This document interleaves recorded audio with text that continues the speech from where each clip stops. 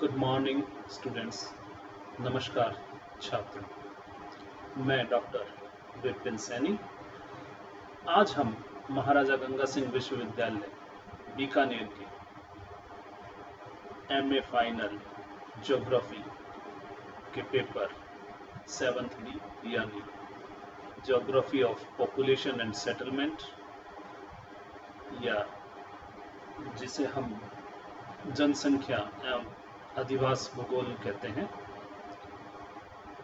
उसमें हम आज एक महत्वपूर्ण सिद्धांत की चर्चा करेंगे जो बेहद महत्वपूर्ण सिद्धांत है और जनसंख्या भूगोल के अंदर बेहद बहुत सारी चीजें इस सिद्धांत के द्वारा समझाई जा सकती हैं। इसे हम डेमोग्राफिक ट्रांजिशन थ्योरी कहते हैं, या जिसे हिंदी में जननांकीय संक्रमण सिद्धांत भी कहा जाता है। सर्वप्रथम हम यह देखते हैं कि संक्रमण जनसंख्या के रेस्पेक्ट में जब हम देखते हैं तो संक्रमण क्या है, डेमोग्राफिक ट्रांजिशन आखिर है क्या। डेमोग्राफिक ट्रांजिशन जो है वो यहाँ पे जैसा आपके लिखा गया है, it is transition from A regime of nearly important equal high birth and death rates, कि एक संक्रमण है जो समान रूप से उच्च बर्थ रेट जन्म दर और मृत्यु दर से nearly equal low birth and death rate को जाता है। यानी एक संक्रमण है जो समान रूप से उच्च जन्म दर और मृत्यु दर से होकर के वह समय के साथ में समान रूप से, लगभग समान रूप से निम्न जन्म दर और मृत्यु दर को प्राप्त करता है। यह ट्रांजिशन होता है और यह जनरली सभी जगह देखा जाता है। खास करके यह जो ट्रांजिशन सिद्धांत दिया गया था नोटेस्टिन द्वारा दिया गया था मुख्य रूप से, और नोटिस जब ये सिद्धांत दिया गया तो बेसिकली यह पश्चिमी यूरोपियन कंट्रीज जो थी उनका एक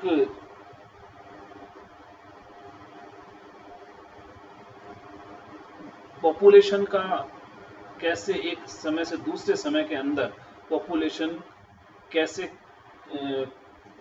बढ़ी या उनके जो ग्रोथ रेट है किस प्रकार से कम हुई, उसका एक चित्रण मात्र है।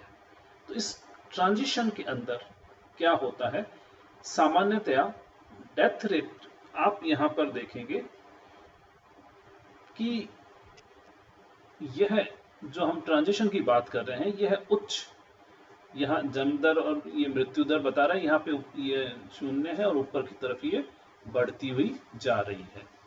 तो ये आप देख रहे हैं उच्च बर्थ रेट, उच्च जन्म दर और उच्च मृत्यु दर की स्थिति है। ट्रांजिशन क्या है, ये उच्च से होकर के यहाँ ये 0 का लेवल है, ये एकदम निम्न लेवल के ऊपर आ जाता है। ये आपका एक ट्रांजिशन का फेज है जिसकी पूरी चर्चा हम इस डेमोग्राफिक ट्रांजिशन सिद्धांत के अंदर हमको करना है। यहां आप देख रहे हैं, इसको हम 5 भागों में बांट सकते हैं, स्टेज 1, स्टेज 2, स्टेज 3, स्टेज 4 और स्टेज 5।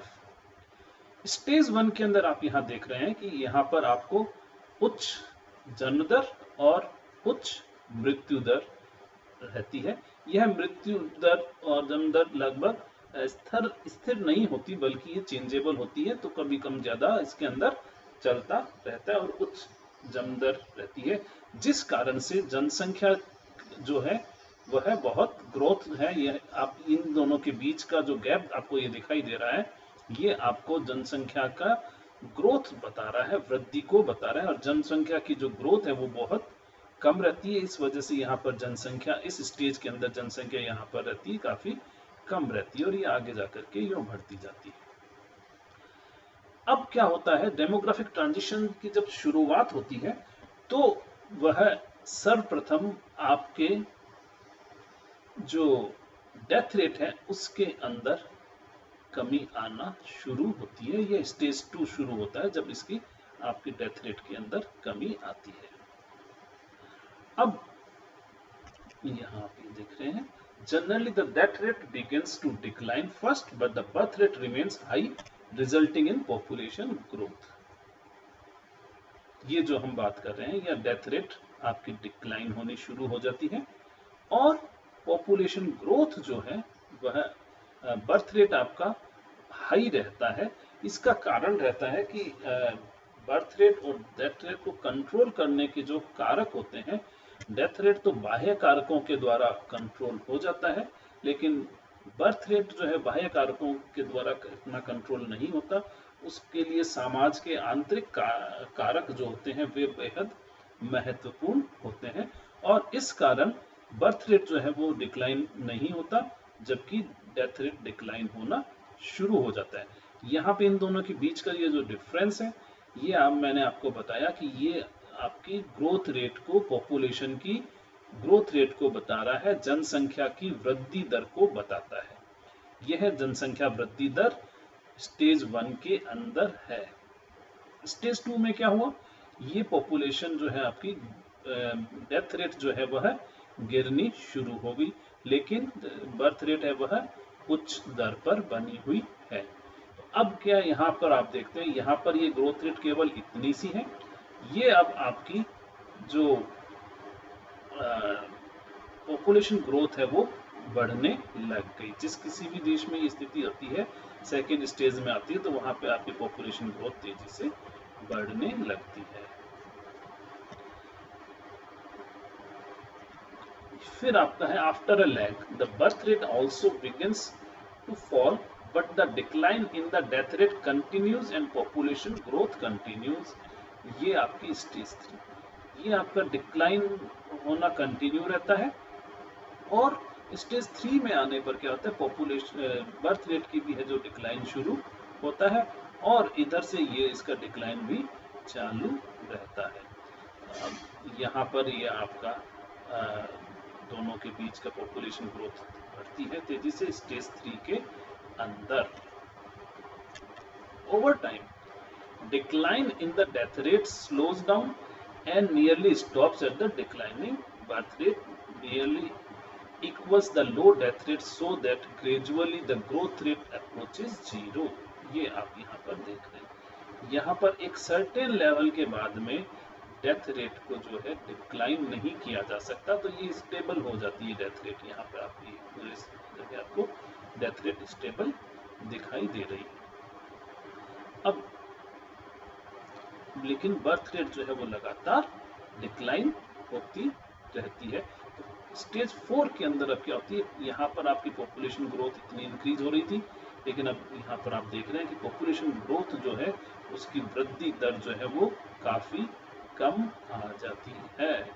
तो स्टेज 4 के अंदर ये स्थिति होती है। और फिर स्टेज 5 के अंदर आपको द पॉपुलेशन में stay at low replacement level, the birth rate में actually fall below the death rate leading to slow population decline. ये जो है अब इस पॉइंट के बाद में आप देख रहे हैं, यहाँ पर क्या होता है, ये डेथ रेट इस सर्टेन पॉइंट के बाद में आप डिक्लाइन नहीं कर सकते। जो व्यक्ति जन्मा है उसको मृत्यु होना निश्चित है, लेकिन डेथ रेट जो है जब एक बार आपका डिक्लाइन होना शुरू हो जाता है तो वह वापस से डिक्लाइन होता ही जाता है। उसके बहुत सारे इंट्रिंसिक फैक्टर होते हैं, उस कारण से अब ये डेथ रेट इस पॉइंट के बाद में क्या होता है, ये यहाँ पर और ज़्यादा तेजी से डिक्लाइन हो जाता है। जरूरी नहीं है कि सभी देशों में ऐसी स्थिति आती है, कई देशों में स्थिति ऐसी भी आती है कि ये डेथ रेट जो है वो यहाँ पर आकर के स्टेबल हो जाता है, पॉपुलेशन स्लो ग्रोथ के साथ में बढ़ती है।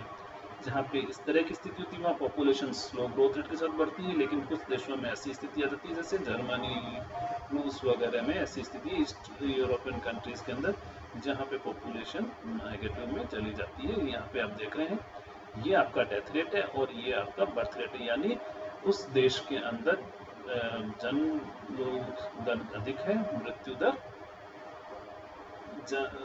मृत्यु दर अधिक है, जन्म दर कम है, जो साधारण परिस्थितियों के विपरीत है। इसका मतलब ये हो कि यहाँ पर कम लोग जो हैं कम लोगों का जन्म हो रहा है और अधिक लोग मर रहे हैं, इसलिए पॉपुलेशन धीरे धीरे वो डिक्लाइन होनी शुरू हो जाती है। तो यह बेसिकली आपका डेमोग्राफिक ट्रांजिशन है। इसको जो हमने बात की थी कि इसको हम 5 फेजेस के अंदर डिवाइड करते हैं। पहला है प्री ट्रांजिशनल, यानी जो हमने ये बात की है हाई उच्च जन्म दर और उच्च मृत्यु दर, high and nearly equal birth and death rates. फिर आता है आपका ट्रांजिशनल स्टेज। ट्रांजिशनल स्टेज में declining death rate and after a lag birth rates. ये डेथ रेट डिक्लाइन हुई, फिर बर्थ रेट कुछ समय के बाद में डिक्लाइन होना शुरू होती है। इस स्टेज को हम 3 भागों में बांटते हैं। अर्ली ट्रांजिशनल स्टेज या phase, decline in death rate but high birth rate continues. ये जो हमने इस स्टेज 2 की बात की थी, ये डिक्लाइन, ये ट्रांजिशनल फेज है पूरा।